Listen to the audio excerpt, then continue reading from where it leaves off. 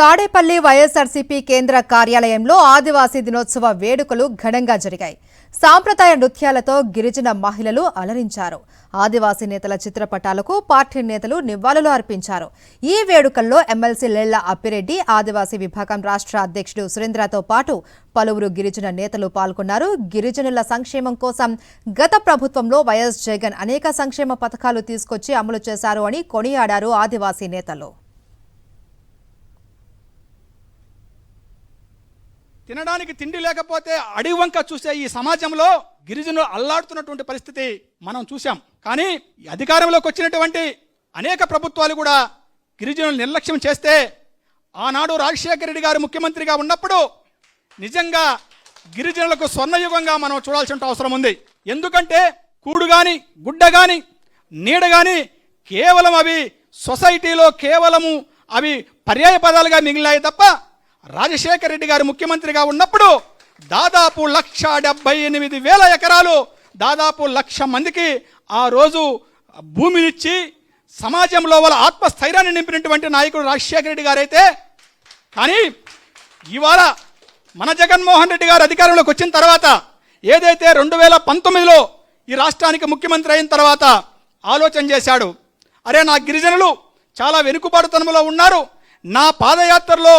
ఏదైతే ఇడుపులపాయ నుంచి శ్రీకాకుళం వరకు చేసినటువంటి పాదయాత్రలో అనేక సమస్యలు గిరిజనుల నా దృష్టికి తీసుకొస్తే ప్రధానంగా ఉన్నటువంటి సమస్య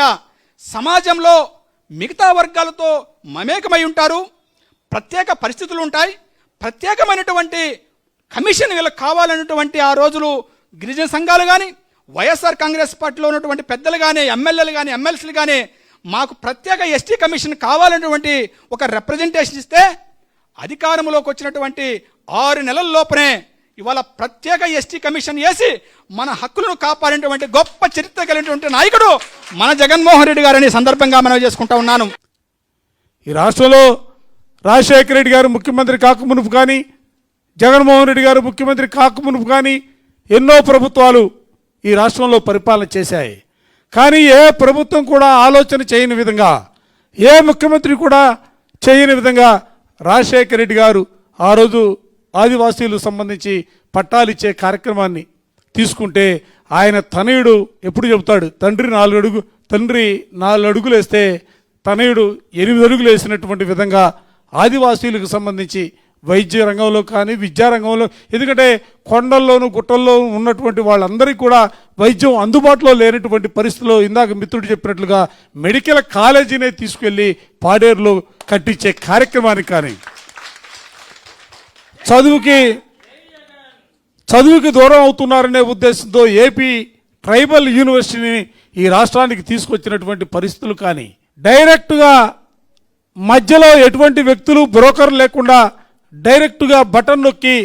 గిరిజనుల ఖాతాల్లో డబ్బులు పడేసే వైనం కానీ, దాంతోపాటుగా భూముల్ని